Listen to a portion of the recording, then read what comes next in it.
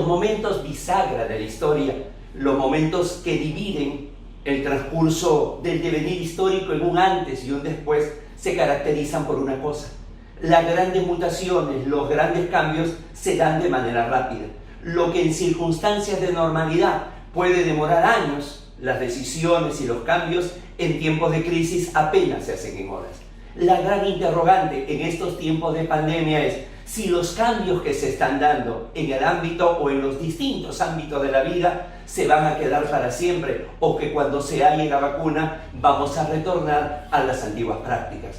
Porque los cambios no son menores. Se han dado desde el medio de cambio, inclusive en nuestros países latinoamericanos, tampoco afectos a la bancarización, pasando por el tema de la educación, la primaria, la secundaria, la terciaria, el mismo trabajo remoto que ha acuñado un nuevo neologismo, Zoom, ya no como sinónimo de aumentativo, sino fundamentalmente como el principal medio que nos facilita una comunicación plural, hasta inclusive la vida social, no solamente el saludo, no solamente nuevas prendas de vestir que se hacen indispensables, sino inclusive hasta el ámbito de los propios entierros.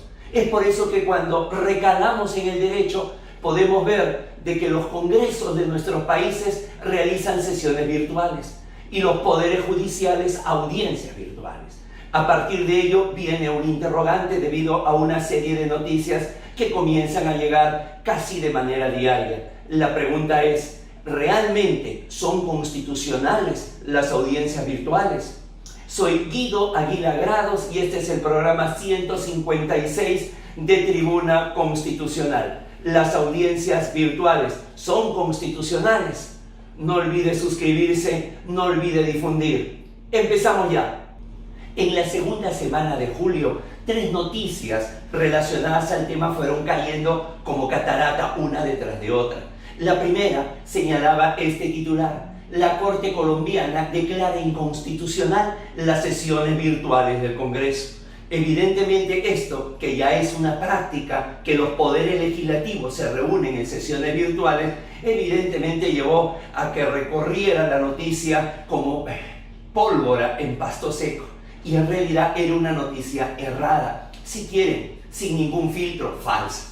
Es cierto, la Corte Constitucional colombiana había declarado la inconstitucionalidad del artículo 12 del Decreto Presidencial 491, dado el 28 de marzo del año 2020, según el cual el Poder Ejecutivo, en aquel decreto presidencial, autorizaba a diversos órganos del Estado, entre ellos el Congreso, a tener reuniones virtuales. Lo que la Corte Constitucional colombiana, con un voto de 5 contra 4, voto decisivo de su presidente, declara inconstitucional es aquella parte del artículo donde autoriza al Congreso a tener sesiones virtuales. Esto es lo que la Corte del hermano país de Colombia señala. A ver, el poder legislativo es un poder autónomo, no necesita la autorización del Ejecutivo para que esto pueda señalarse. Eso es inconstitucional. No era inconstitucional las sesiones que se habían dado. Es más, por allí comenzó también a señalarse con algunas opiniones que esta decisión de declarar supuestamente inconstitucionales las sesiones virtuales del Congreso iban a tener un efecto retroactivo, sobre todo porque el Congreso colombiano recientemente ha aprobado una reforma constitucional que con seguridad se va a someter a la Corte colombiana, que es establecer la cadena perpetua para los violadores y asesinos de niños. Nada de eso es verdad. Las sesiones virtuales se ha confirmado su constitucionalidad. Lo que ocurre es que cuando estamos en un estado de emergencia y los poderes se concentran en el Ejecutivo, la orografía constitucional se vuelve más accidentada que nunca. Y claro, hay el riesgo de que las decisiones que se toman por la misma situación de emergencia sean situaciones precipitadas, situaciones que se encuentren en las adyacencias de la Constitución. Una segunda noticia llegó desde España. El titular era el siguiente: el Supremo tumbó los juicios telemáticos del COVID-19. También falsa, porque aquella sentencia que dio la Suprema Corte Española era del año 2005. Y claro, si era del año 2005 se dio en circunstancias completamente distintas a las que vivimos. Primero, eran circunstancias de normalidad. Segundo, se refería exclusivamente a un proceso penal. Y tercero, se dio por estricta seguridad. El caso que se veía era de 12 internos que se habían sublevado en el penal de Foncadén, dejando como saldo un muerto. A partir de allí, definitivamente se llevó por seguridad, insisto, una reunión o una audiencia virtual, a lo que el Supremo Tribunal Español señaló la inconstitucionalidad del mismo, diciendo que adquiere en ese caso en específico una gran relevancia tanto la presencia física del imputado como la posibilidad de comunicación permanente que tenga con su abogado. Es decir, de un caso pasado que fue una excepción, se quiso generalizar y actualizar para esto. De tal manera que no hay un pronunciamiento en España acerca de que las sesiones, las audiencias virtuales sean inconstitucionales. Y la tercera noticia es de una sentencia del Tribunal de Justicia de la Unión Europea, señalando la inadmisibilidad manifiesta de un recurso por la falta de firma manuscrita. Claro, esto llevó a decir, oye, si la firma tiene que ser manuscrita, por lo tanto, todos los documentos firmados de manera electrónica, de manera digital, también, si lo dice el Tribunal Europeo de Derechos Humanos, y dado el principio de universalidad de los mismos, entonces se caen todas aquellas firmas que se han llevado a cabo hasta este momento. Tampoco es así. Lo que ocurre es que dice esa manifiesta inadmisibilidad porque la firma era escaneada. Una firma escaneada no es una firma digital, ni mucho menos una firma electrónica. Y esto lo va a señalar en el conocido fallo Morcilla de Burgos.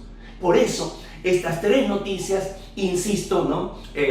Despertaron el interés y entonces los mensajes por WhatsApp comenzaban a llegar haciendo esa pregunta, ¿no? ¿Son las audiencias virtuales constitucionales? La pregunta no es baladí, por cierto, dado dos condiciones fundamentales. Primero, el analfabetismo digital, que es propio de nuestros países en una gran parte de la población y también de los profesionales, pero también por los problemas de conectividad que tenemos, sobre todo en determinadas horas, donde más allá del servicio o el paquete que alguien haya podido contratar, hay caídas bruscas del Internet en general.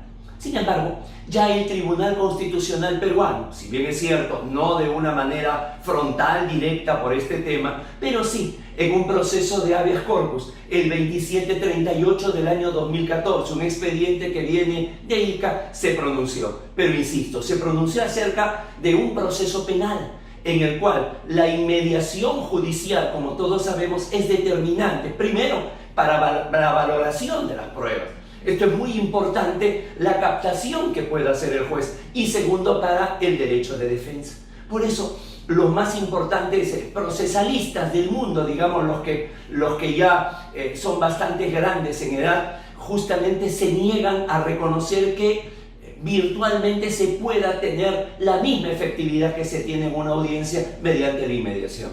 Sin embargo, dadas las circunstancias, no se puede estar más tiempo paralizado. Y lo que se ha señalado es que se tienen que garantizar la bidireccionalidad y además la simultaneidad, para finalmente derivar en lo de siempre, en un debido proceso. ¿Qué se necesita para que virtualmente una audiencia no vulnere el debido proceso? En primer lugar, la interacción de las partes. En segundo lugar, que se garantice el contradictorio. En tercer lugar, que se pueda visualizar el lenguaje no verbal. Y por último, la comprobación de la voluntad de la declaración del declarante. Todo esto entonces nos lleva a que la pregunta que nos hacíamos en el prólogo del programa la podemos contestar. Sí, las audiencias judiciales virtuales son constitucionales. Eso sí, dados determinados casos sensibles, sobre todo en el ámbito penal, se tiene que asegurar determinados recursos, se tiene que asegurar determinadas diligencias para que no vulneren el debido proceso. Muchísimas gracias por su atención, gracias por su tiempo. No olvide compartir para que siga creciendo esta familia jurídica de Tribuna Constitucional. Con su permiso.